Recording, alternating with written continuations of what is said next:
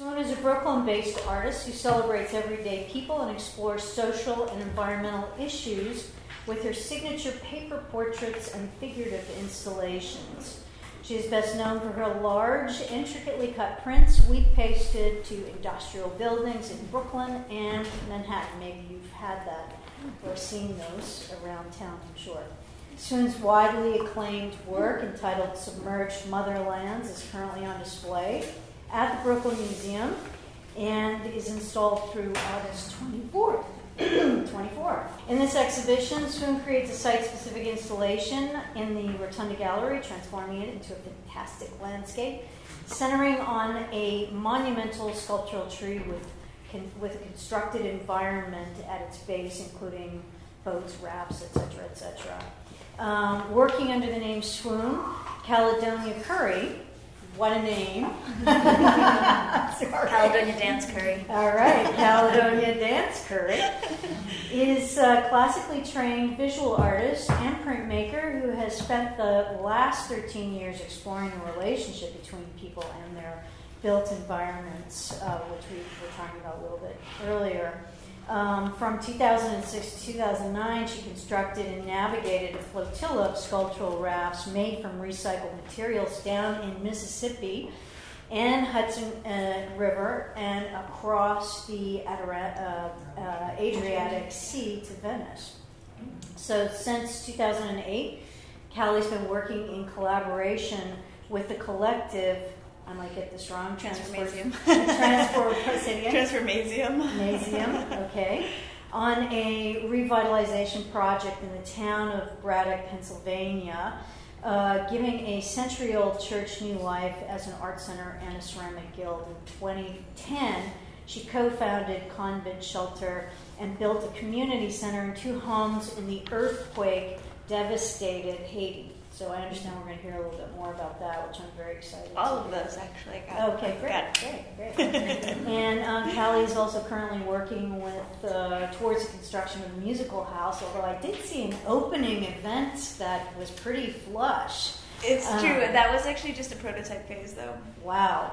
Okay, so it must be very detailed, and I have to get back down there. And it's entitled... Rambalina. I know, I'm sorry about these names. It's okay. They're ridiculous. And this is in New Orleans. It's with a collaborative organization called New Orleans Airlift. And as I said, I saw a little piece of it in New Orleans I think it was in conjunction with Prospect 2. It may have been happening at a similar time, yeah, I don't know. Right. And we have Prospect 3 coming up soon enough, everyone.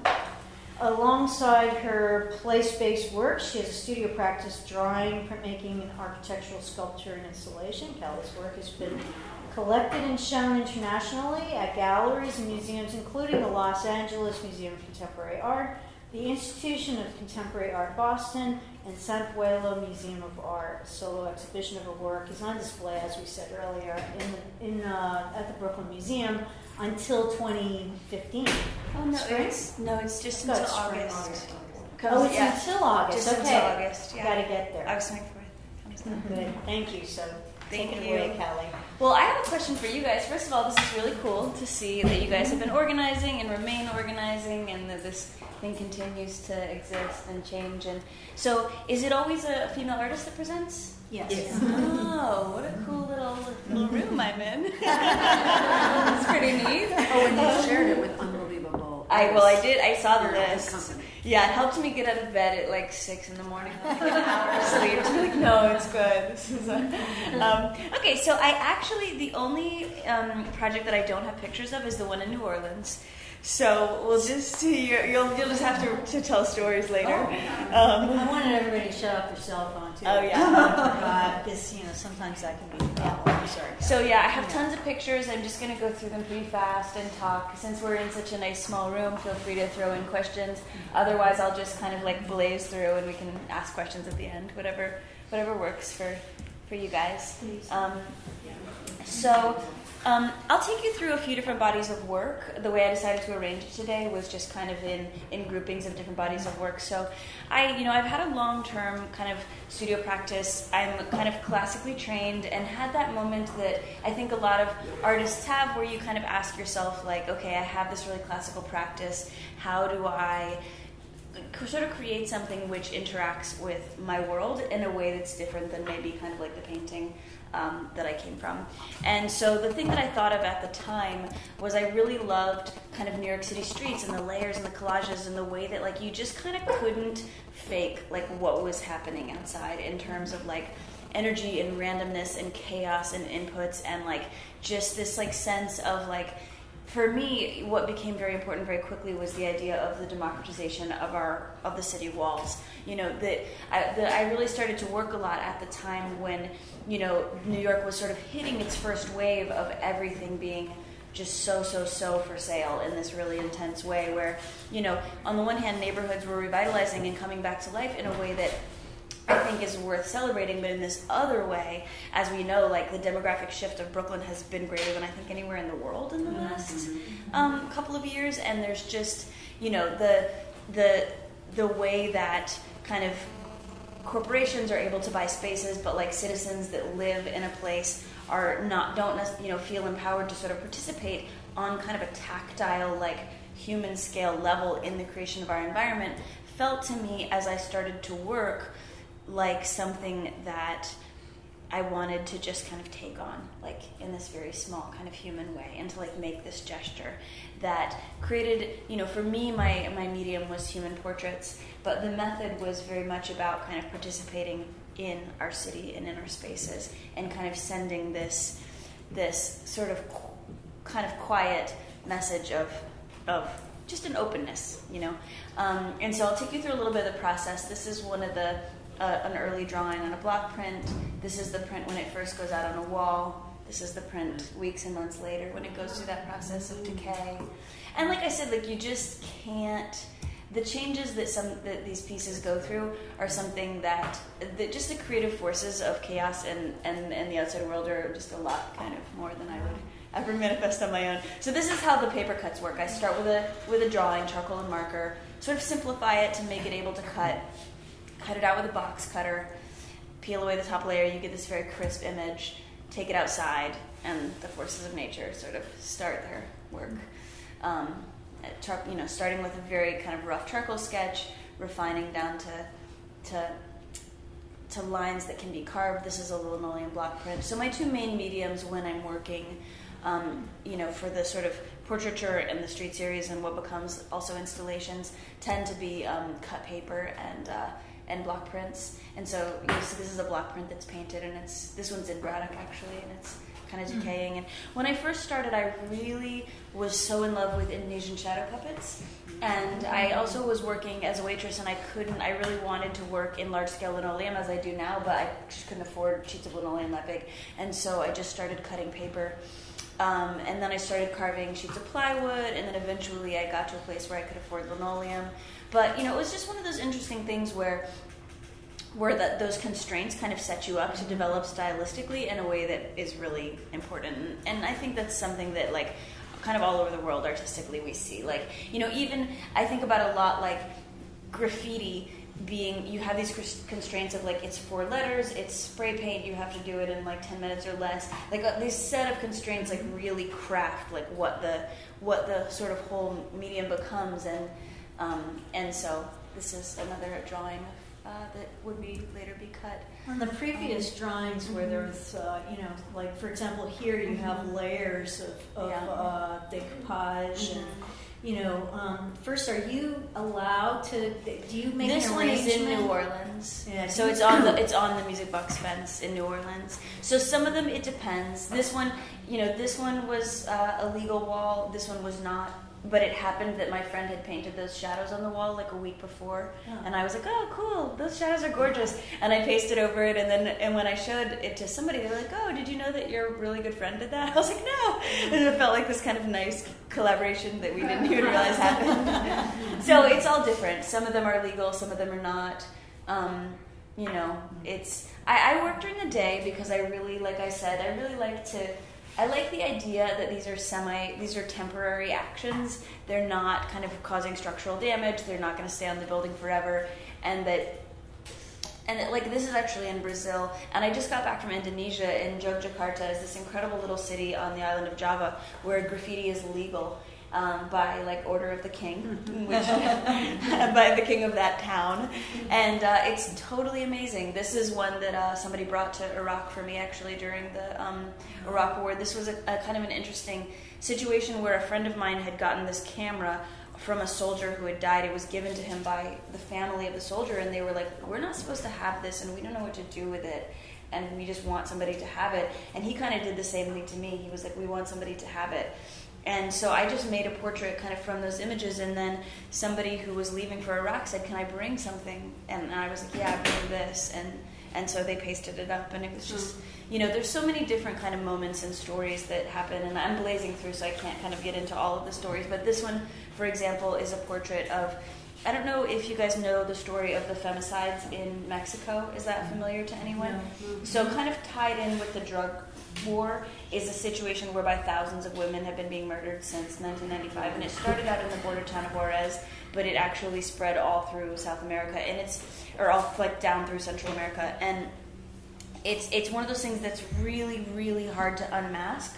But it's just this kind of long, like, systemic violence that somehow is just like a product of this relationship between the United States and Mexico, and the drug trade and the violence and all of these things. And so when I had been on a trip, this is actually in Mexico as well, I had been on a trip in Mexico and had sort of discovered these pink crosses that were painted around, and I'll show more. I have an installation about the piece, so I can talk a little bit more about it when we get to the installation series.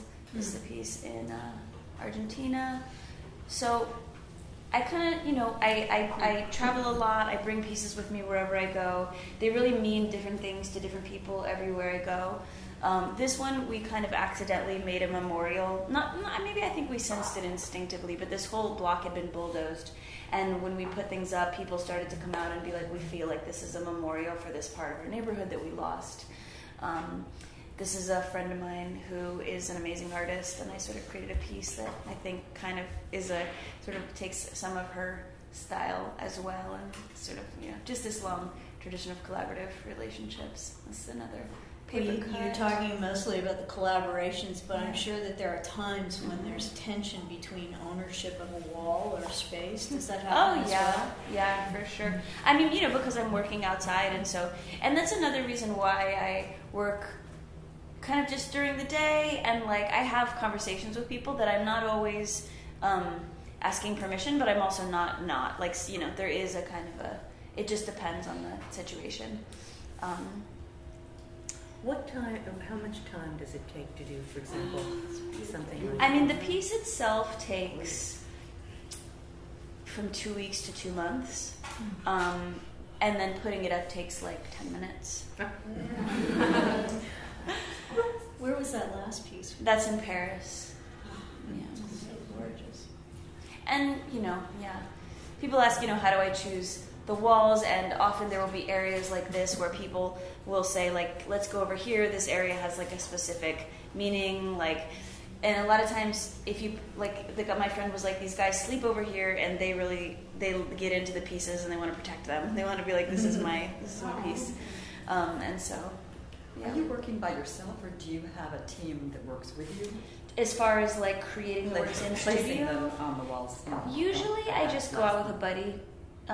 Sometimes I go by myself, but physically I actually tend to sometimes need help because they're tall, or you know what I mean.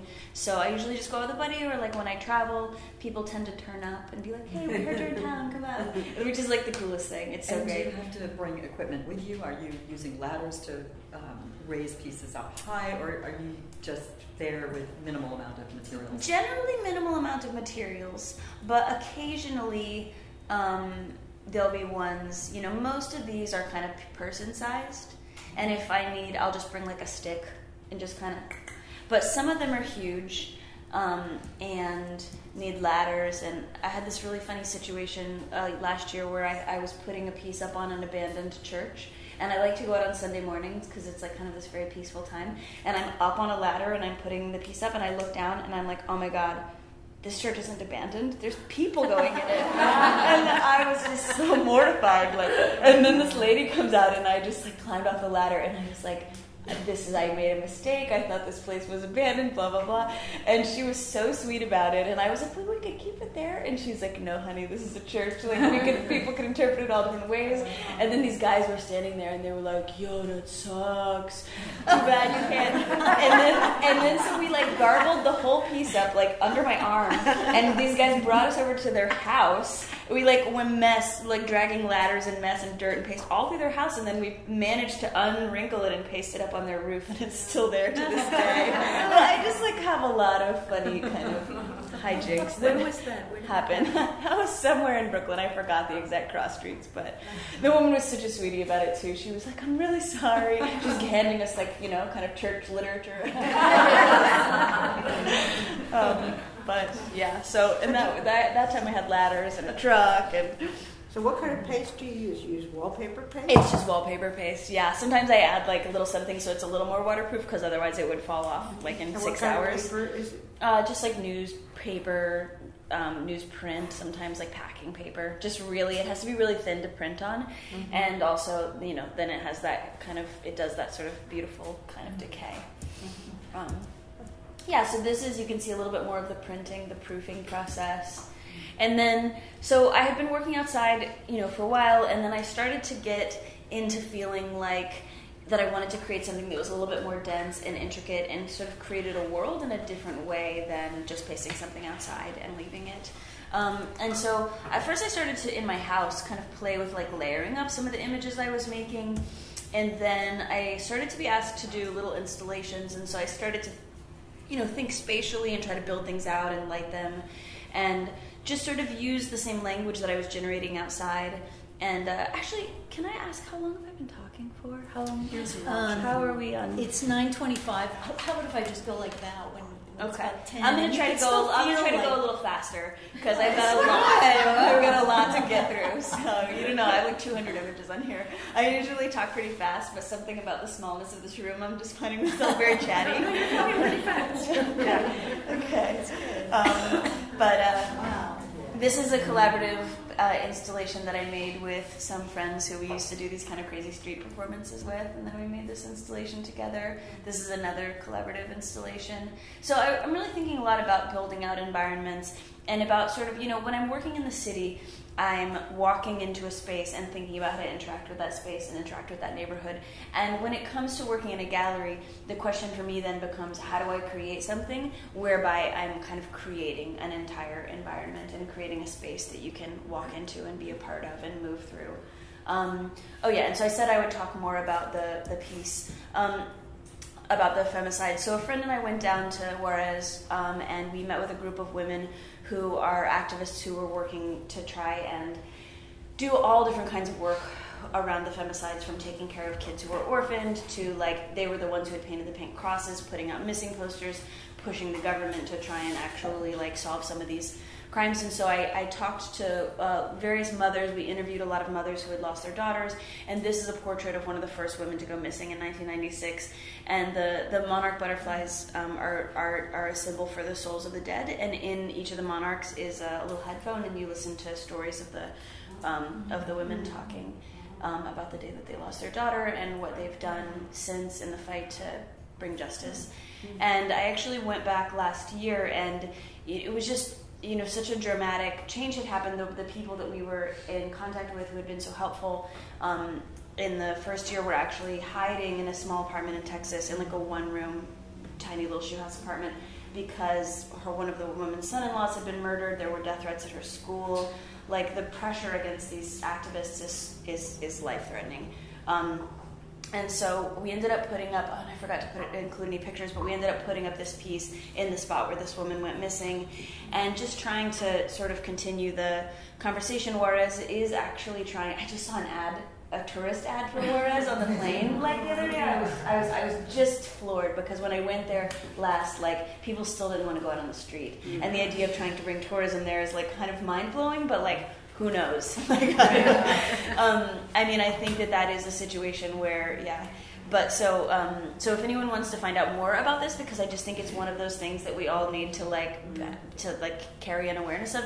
You can just look up femicide Suarez, and there's a long story, and yeah. So this was a piece that actually Jeffrey Deitch curated Art in the Streets in Los Angeles, and this was a piece that I created as a part of that show, and this was a piece that I created for the New Orleans Museum of Art.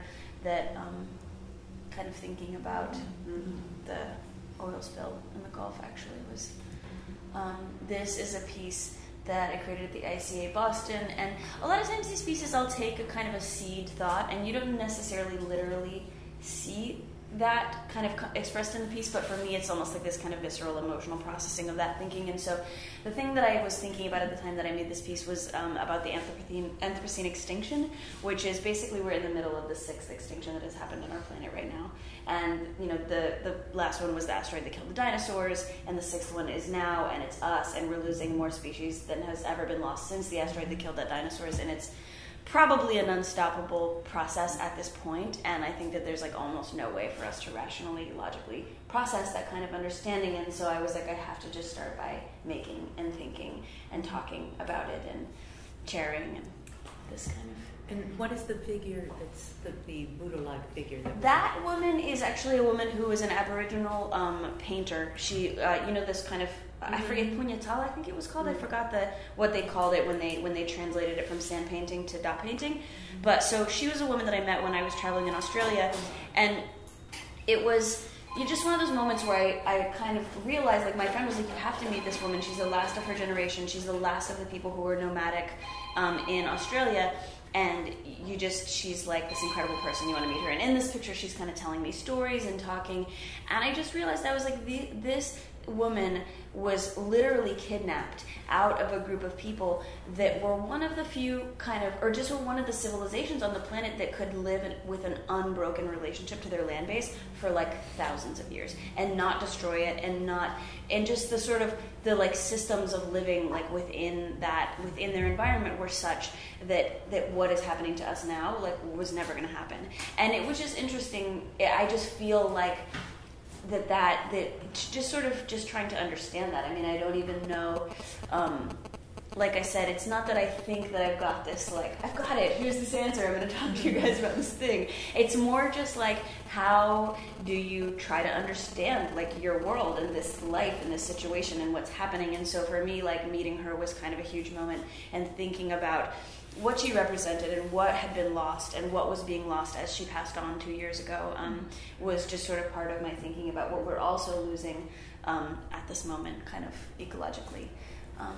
This is a picture of my mom who passed away this year, and the Submerged Motherlands exhibition, actually, which I don't have any, I didn't include any pictures of because you guys all have to go see it. I have some installation shots, but I didn't include any pictures. But so the Submerged Motherlands installation, I was thinking a lot about climate change and loss of homeland, and at that same time, my mother also passed away, while I was working on that, and so it became this kind of layered process of thinking about kind of the loss of my own mother and that kind of home, and then the sort of loss that we're going through right now with climate change and this extinction process that's happening and all of these things. And and I realized that a lot of the drawings that I was making, this is a lot of drawings from Braddock, which is a town that has lost its steel industry.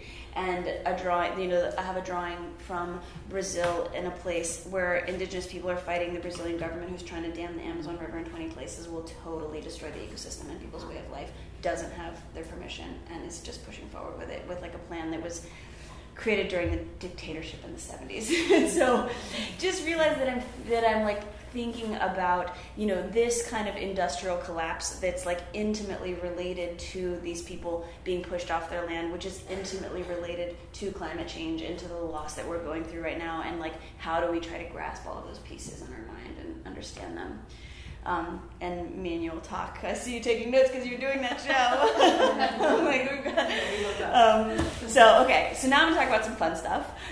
So in 2006, I had been having this idea for a long time to build these rafts. And here we are making some sketches. Here we are. Right? You gotta practice. You gotta flood your scale models in the bathtub.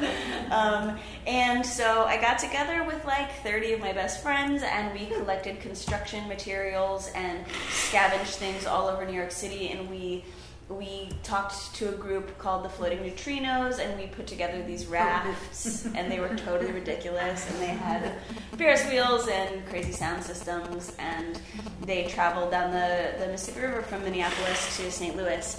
And it was and really... may I say there's a great film on this.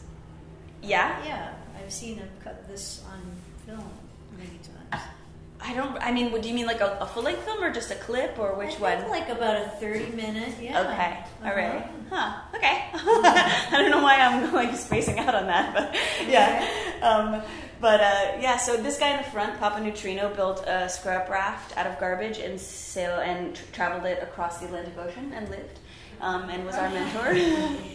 Kind of lived by coincidence, I think. I think it was basically...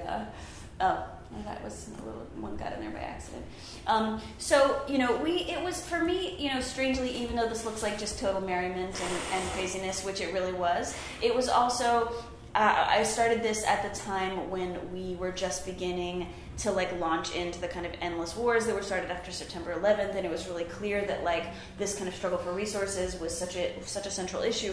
And I was just really curious, like, about like what is our living footprint, and how do we like construct a space that we live on and that we travel with and that we communicate with people and that we try to get in touch with, like, what is the United States and who really are we, and like, is this like, are we really thinking and acting together, and just kind of thinking about when I was a kid and like the things that kind of changed my life culturally, because I was from a really like, kind of culturally isolated place in a way. I was from Daytona Beach, Florida, which is like this atrocious kind of tourist town,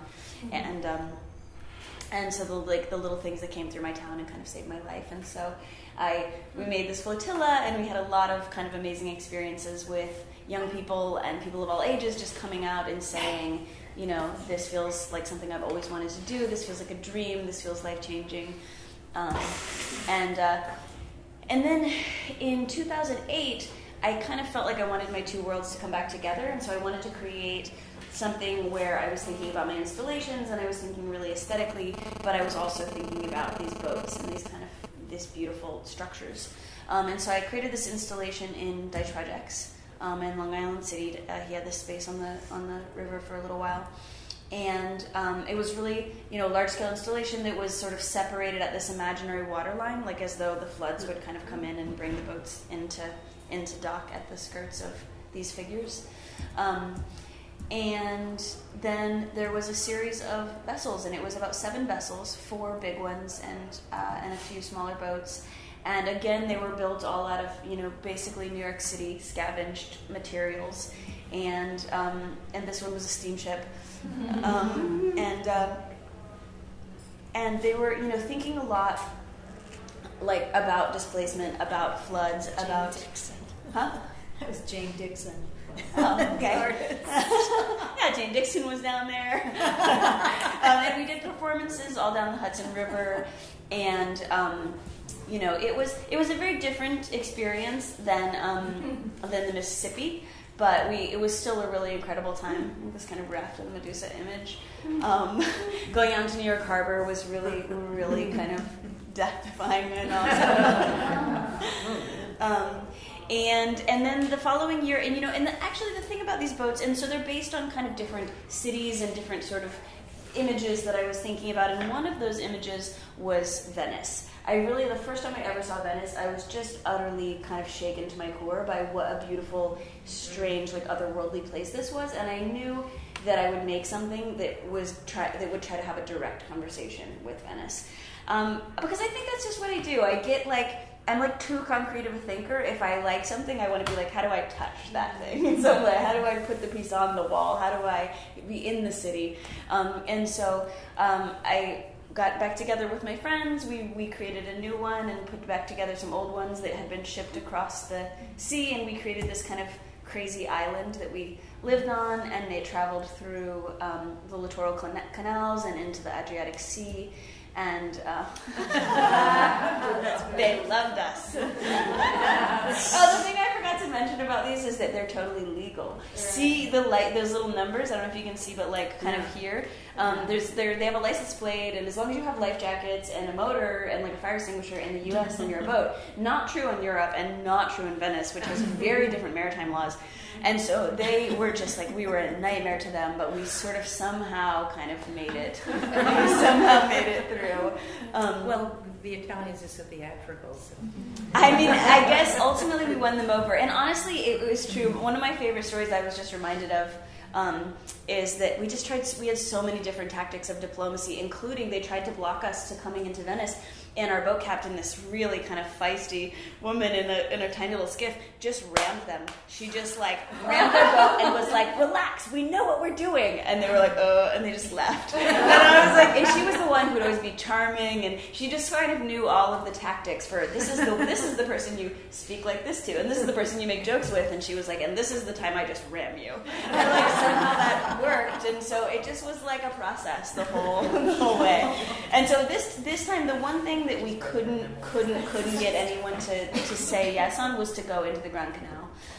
And so, you know, we asked the Coast Guard and the mayor and the police, and we asked the Biennale. And actually the Biennale called the island that we were staying on and was like, don't host those people. They're like here to destroy things. They're crazy maniac anarchists. You should be afraid of them. And the guy was like, no, they're not. I've met them. They're nice. So he hosted us, and we, you know, for me, it was a thing where I had, like I said, I had always really wanted to be in this kind of direct communication with Venice.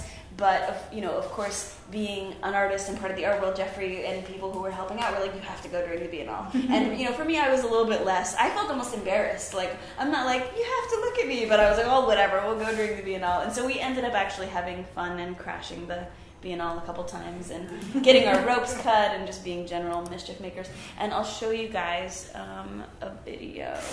Ship the boats to all these different places. We built them in New York, and then they were shipped in shipping container. Where are they now? They're at the Brooklyn Museum, sitting under a tree.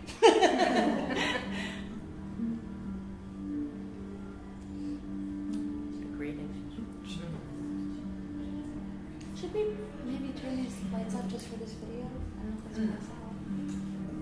Oh, perfect. Fellini would have been thrilled. How long does it take to make one of those? It took a couple months. And so what's going on here is, like I said, we couldn't get permission to go into the Grand Canal. And so we all just got together at like 3, and we just went, and it was one of those kind of great moments where everyone was like, you have a 5% chance of being able to do this. And I remember being like, oh, 5%, that's enough. That's good enough.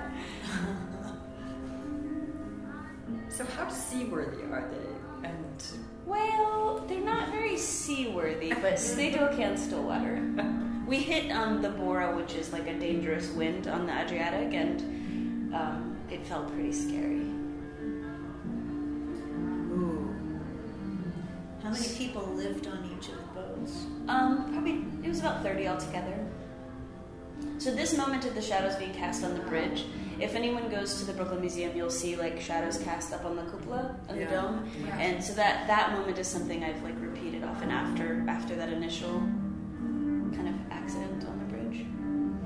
Happy accident. How long will the show be? Till August 24th. And so the band you hear was playing while we were traveling. This was 3 a.m. Yeah.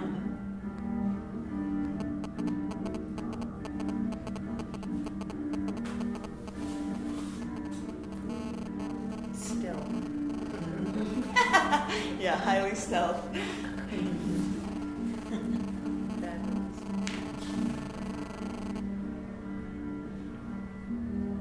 And this is something I always have to say when I think about this moment, is that I learned at this point that sometimes when every single person tells you no, it's not that they're going to stop you, it's that they don't want to be the one that said yes. Because in the end, nobody cared, you know? But everyone... How did you orchestrate the filming of it? Because sometimes it seems to be on the shore, sometimes it seems to be in the water. There's this movie, which I still haven't seen yet, called Empire Me, that's about micronations and utopias. It was a Viennese filmmaker named Paul Poet. And so that's why this filming is so well done, because it's part of this larger film.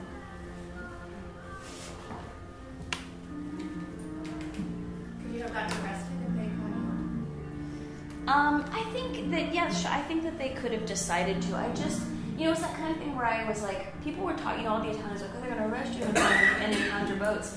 But honestly, would they want to have to deal with that? I doubt it. I don't know. That was our gamble. We were like, we'll just keep going because we go so slowly that even if we get into some kind of barricading or ramming situation, it's not like it will be violent. It'll just be slow motion. We're gonna keep it going, and we just sort of banked on nobody would want to have to deal with that. And it was incredible. It was so beautiful. It was a breathtaking. Kind of really one of those life moments of... Okay. So I'm going to just go through a little bit more... Wait, what am I doing? View, full screen. I'm not seeing it. Oh, enter full screen. There we go. How are we doing on time? I can't believe how creative all your friends are. It's a quarter to We have about 15 more. Okay. Okay, so yeah. So then after this, we had been working to create these huge projects. They're really expensive, they're high production, they're high energy. You get so many people who are amazing problem solvers, amazing builders who can do all these things. And I really started to think, what would happen if we took all of this energy and brought it into a situation where it was needed in a different sense, where it was a time of crisis, and we would just try to really be of use to a situation. And so the earthquake happened in Haiti. Here's this adorable village that we made a kind of a personal connection with. And we were talking about I was talking with Joy about how hard it has been for people to work in Haiti because of just the layers of so many layers of different stuff that is going on between the government and NGOs and all this different kind of just the layers of the catastrophe. And I sort of had this feeling that we weren't an NGO, we were a group of artists, and that perhaps our strength was to be one small group of people connecting with another small group of people and seeing what came out of that relationship. And so some friends and I learned this style of building, which is called the Super Adobe Dome, and it's this Iranian-born architect named Nader Khalili spent the end of his life trying to design a system of housing that could be built affordably with local resources and be very nearly indestructible.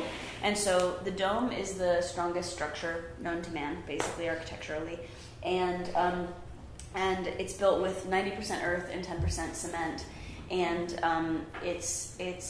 you get these buildings which have really great light, which are cool, and which are really resistant to fires, floods, tornadoes, earthquakes, you name it.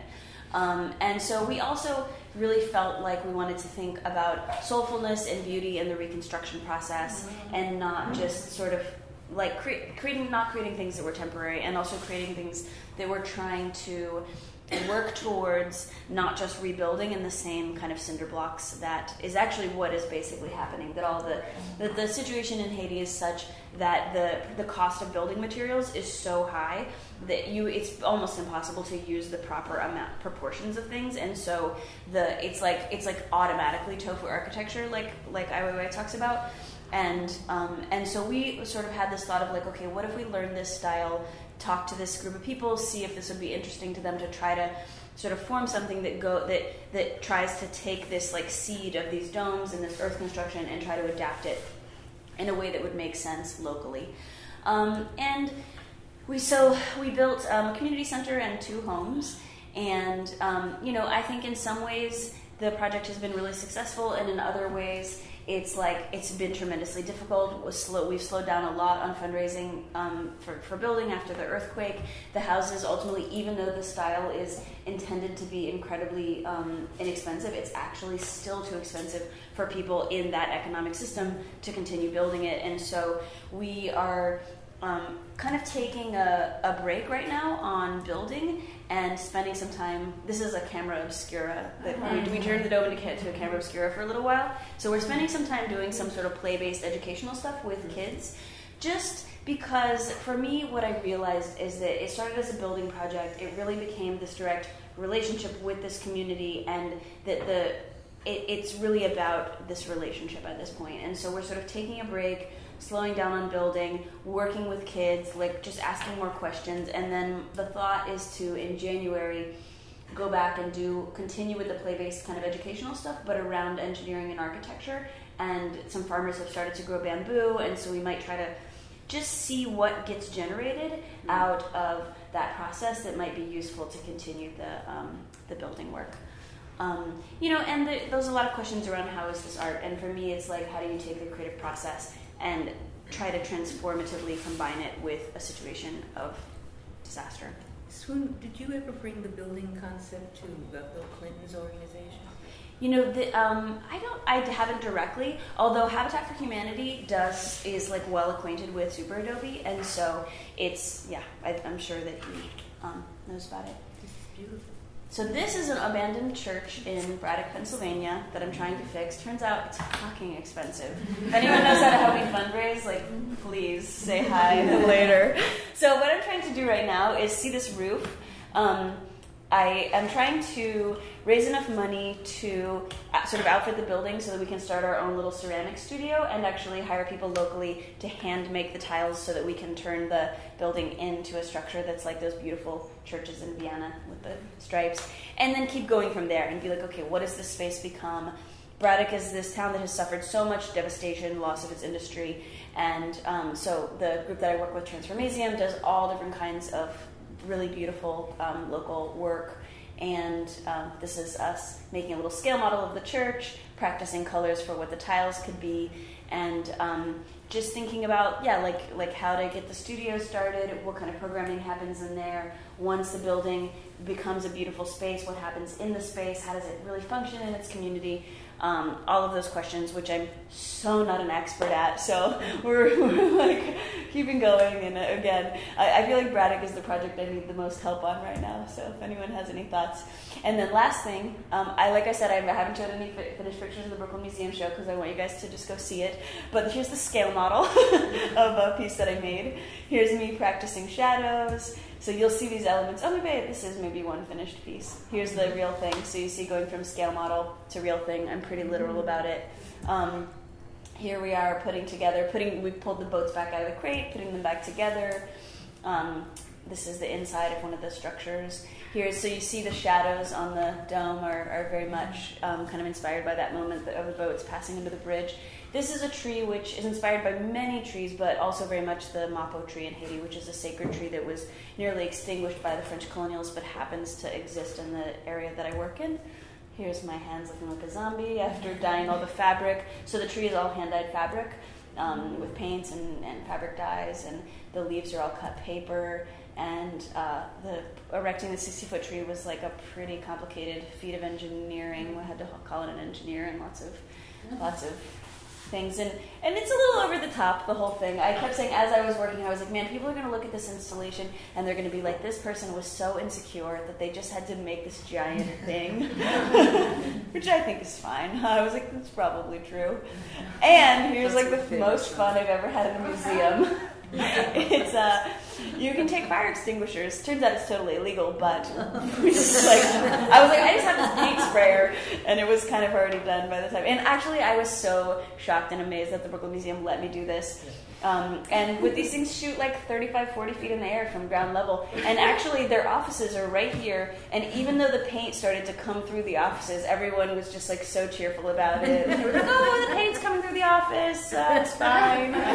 They were like really, really amazing. And here's my team. Everyone always asks, how do you make these amazing feats of collective work, what's going on, who's doing it, what's going into it. And so every one of these people is like, this guy's an amazing performer, she's a sculptor, he's a filmmaker, she's a singer, she is an artist, he is an engineer. Like, this is the engineer that engineered the tree, this guy's an amazing shadow puppet maker, she's an animator. So all of these people kind of came together. You know, we also had the budget and hired everyone, but it's more about the community. And like, you know, Sharon, the curator, kept coming in and going, I can't believe how much you guys are getting done. And I realized that what's unusual about it is that it really is like the activation of this sort of existing community, which is what built the boats and what worked in Haiti and what built the installation, and that it's just sort of a thing that I feel very lucky to be a part of. So, all right, thanks. Wow.